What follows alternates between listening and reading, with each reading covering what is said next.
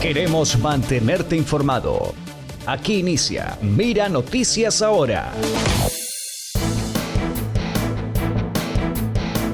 Miércoles 9 de agosto del año 2023. Bienvenidas y bienvenidos. Soy Guido Alfonso Macías y estas las noticias que destacan en Ecuador y el mundo.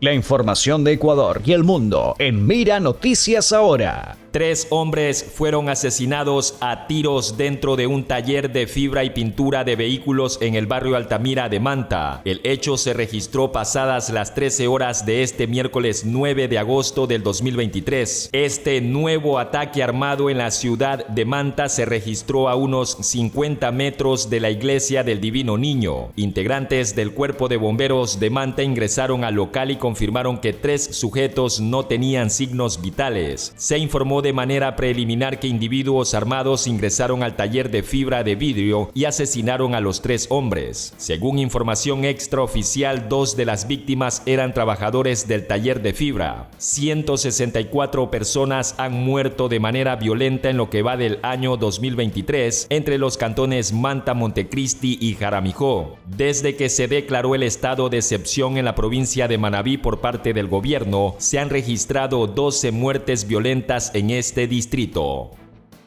René N.M., alias Guatita, es uno de los sospechosos implicados en el robo y disparo contra un padre registrado en el sector Pájaro Azul y pertenece a un grupo criminal. El ministro del Interior, Juan Zapata, informó que el sujeto aprehendido pertenece al grupo Los Tiguerones. Alias Guatita sería el sujeto que manejaba la moto implicada en este asalto sucedido la noche del 7 de agosto en el norte de Guayaquil. El hecho ocurrió cuando un padre y su hija de 5 años de edad caminaban por una acera. En ese momento 2 sujetos en una moto lo interceptaron. Uno se bajó y apuntó con un arma al padre. Lo golpeó en la cabeza y terminó disparándole en la pierna. Todo por robarle un celular. Los sujetos huyeron de la escena mientras la niña daba gritos desgarradores al ver a su padre herido. El comandante de la policía, Fausto Salinas, dijo que las unidades lograron la captura de René N.M. en Durán, un cantón vecino a Guayaquil. La policía encontró la moto aparentemente utilizada para el delito y la ropa que esa noche vestía alias Guatita. Las evidencias y el sospechoso de 20 años de edad quedaron a órdenes de las autoridades competentes para las investigaciones del caso. Las unidades investigativas siguen tras la pista del otro antisocial involucrado. La Policía Nacional informó en sus canales oficiales que gracias al trabajo de la Unidad Antisecuestros y Extorsión del Ecuador, se localizó y liberó a María Antonieta Touriz, decana de la Facultad de Medicina de la Universidad de Guayaquil, reportada como secuestrada la mañana de este miércoles. Adicional a esto, se aseguró que el trabajo policial permitió la detención de una persona relacionada con este hecho, que sucedió mientras circulaba en un vehículo junto a un compañero de trabajo. El plagio ocurrió debajo del paso a desnivel de la avenida Francisco de Orellana, a la altura de la intersección con la avenida Benjamín Carrión. La víctima se movilizaba en un Chevrolet Optra, color gris, en el asiento del copiloto, mientras los delincuentes se trasladaban en una camioneta color negro. Según un testigo del secuestro, 2 hombres salieron del vehículo, se dirigieron hacia la decana y la obligaron a bajar. La Fiscalía General del Estado cerró este miércoles 9 de agosto su cronograma de toma de versiones en el caso Flopec por presunto peculado relacionado con un contrato entre la empresa pública Flota Petrolera Ecuatoriana y Amazonas Tanker para transportar petróleo y combustibles. El último en la lista de 14 personas que debía rendir su versión este miércoles 9 de agosto era Hernán Luque, presidente del directorio de la empresa coordinadora de empresas públicas, cuestionado por el propio gobierno sobre actos de corrupción y quien estaría fuera del Ecuador, una vez que no rindió su testimonio, al igual que otros exfuncionarios del gobierno y allegados al presidente Guillermo Lasso. La Fiscalía deberá convocar nuevamente a través de un impulso fiscal. En marzo pasado, 130 vehículos fueron repotenciados y se entregaron a los policías de algunos distritos de la zona 8 que comprende Guayaquil, Durán y San Borondón, hasta que se concretara la actualización de la flota vehicular de la Policía Nacional. Pero tras meses de utilización, estos patrulleros, que en su mayoría son del año 2015, han vuelto a deteriorarse.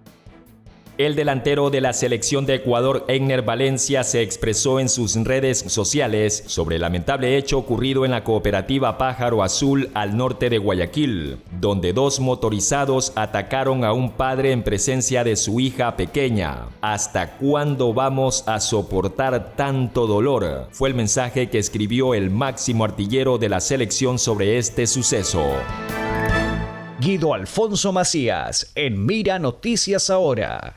Este 9 de agosto, la prefecta de Pichincha y presidenta del Consorcio de Gobiernos Autónomos Provinciales del Ecuador, Paola Pavón, instó al gobierno nacional a cumplir con su compromiso de transferir los valores pendientes correspondientes a los meses de junio y julio. Así quedó establecido en el acuerdo suscrito el 31 de julio de 2023 con la Secretaría de la Administración Pública de la Presidencia de la República y el Ministerio de Finanzas. Hasta el momento, ese pago no ha sido cancelado. Las prefecturas nos están debiendo el modelo de equidad territorial del mes de junio, del mes de julio, y estamos ya en pleno agosto, así que muy preocupados. El ministro de Finanzas, el secretario de la Administración Pública se comprometieron que hasta el día de ayer ingresaba los dineros. ¿Qué pasa con los recursos? ¿Dónde está la plata? Hay una mala ejecución presupuestaria de casi la mayoría de las carteras de Estado, y ahora ni siquiera el ingreso mensual que tienen que tener los gobiernos locales. Le pedimos al gobierno nacional, al ministro de Finanzas, que comprenda que esos recursos no son de las autoridades, esos recursos son de la ciudadanía. El monto de la deuda en total son 456 millones de dólares. El alcalde de Quito, Pavel Muñoz, dio una entrevista para Ecuador TV. Allí habló principalmente sobre el metro de Quito. Esta semana se anunció la intencionalidad de extender la cobertura para que llegue hasta el sector de Calderón. Muñoz detalló que el presupuesto estimado para la nueva línea supera los 800 millones de dólares. El presupuesto estimado supera con un poco los 800 millones de dólares. Pero aquí, Lautaro, ¿por qué Quito pudiera pensar esta decisión? Porque tiene factores positivos que le harían que el kilómetro de metro sea de los más baratos del mundo. ¿Por qué? Porque cuando se hace el metro de Quito, se construye una tuneladora específicamente para el metro de Quito, ¿ya? Las tuneladoras, yo no soy experto en materia ferroviaria o de metro, pero evidentemente me he dedicado mucho a entender cuáles son las posibilidades que tenemos hacia futuro con la inauguración del metro y con una posible extensión del metro. Cuando usted tiene una tuneladora, que es la que hace el túnel para que pueda transcurrir el metro, para que pueda extenderse el metro, básicamente esa tuneladora le sirve al metro para el cual usted lo diseñó. Con lo cual, si saca de aquí esa tuneladora, los dueños de la tuneladora, las empresas privadas, va a ser muy difícil que la utilicen en otro proyecto. Y la segunda, tenemos una fábrica de dovelas. Por lo tanto, hay dos elementos que suponen una inversión ya adelantada que haría que estemos hablando de uno de los metros cuyo costo de kilómetro sea más barato, y esto evidentemente da un costo de oportunidad para que tomemos o no tomemos esa decisión. El Consejo Nacional Electoral y el Ministerio del Interior presentaron este miércoles el plan de seguridad para las elecciones presidenciales del 20 de agosto. Nosotros vamos el próximo miércoles, ya lo dirá la señora presidenta, lo vamos a hacer ya quizás una situación mucho más didáctica, digamos, de la presentación de la actualización del plan, porque esto es lo que nosotros hemos analizado de la jornada anterior. Sin embargo, puede ser que nos aumente o se mantenga el mismo número de recintos, pero es importante ya tener una operatividad de más de 10.000 policías para este proceso eleccionario, porque eso nos permite fortalecer territorios, ¿no? En tema de cárceles. Sí, para complementar, tendremos dos dispositivos en la parte externa que nos compete a la policía, uno contra la delincuencia, sobre todo en los sitios focalizados con mayor índice delictivo, y otro de áreas críticas de orden público que, como les dije, no han sido recurrentes para las últimas elecciones, y esperamos con la información de inteligencia poder focalizar cuáles serían esos puntos que se está levantando información a lo largo de estos días.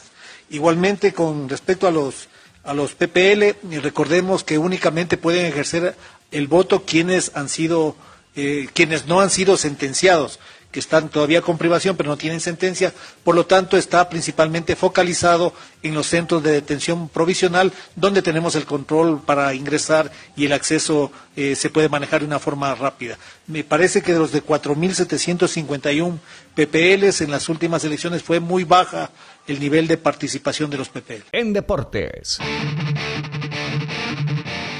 El PSG comunica a Neymar que no cuenta con él. Según informó Radio Montecarlo, el club francés le comunicó esta mañana que no cuenta con él. La información del medio de comunicación detalla que fueron el técnico del PSG, Luis Enrique, y su director deportivo, Luis Campos, quienes comunicaron esta mañana al delantero brasileño su decisión de no contar más con él. Michel Deller, máximo directivo del Independiente del Valle, expresó la clave del conjunto de Sangolquí, que hoy acoge en sus instalaciones el IDB Sport Summit, evento donde se encuentra lo mejor del deporte a nivel nacional en una serie de charlas que nutren al fútbol ecuatoriano y demás disciplinas. En su intervención de bienvenida, Deller destacó cuál es la base donde se cimenta el proyecto de Independiente: los procesos. Que si uno les da las herramientas, la formación, todo el apoyo necesario, uno puede, los chicos y eventualmente los ya jugadores profesionales iban a lograr cosas extraordinarias. Y esa fue nuestra apuesta. La principal apuesta de este club fue esta. Con los jugadores, entrenadores, con todo lo que hacemos todos los días, es apostar en nuestra gente. Y te dijera que esa era la meta principal, porque en el fútbol uno aprende que los resultados son esquivos. A veces se dan, a veces no se dan, a veces tienes un gran equipo y se pierde más de lo que se gana, seguro, ¿no? Y ese es el fútbol, y por eso es tan lindo el fútbol. Pero lo que siempre tuvimos claro es que a nosotros nos iban a definir dos cosas, no las estrellas, y es buen sitio para verlo, porque todo el mundo pone las estrellas y es lo que hasta genera hinchada, porque todo el mundo quiere campeonatos, pero a nosotros nos iba a definir cómo hacemos las cosas, quiénes somos, y es ser obsesionados en los procesos. En el mundo.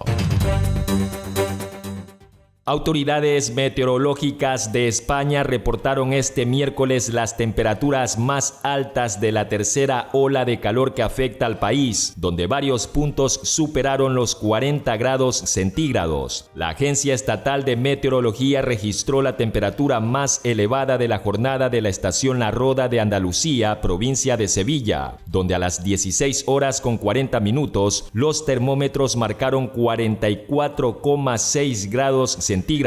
A su vez, la estación de Granada, aeropuerto provincia de Granada, registró a las 16 horas y 30 minutos 44,1 grados centígrados, seguido por la estación Andújar, provincia de Jaén, que reportó a las 17 horas 43 grados centígrados. Estás actualizado. Hasta aquí, Mira Noticias Ahora.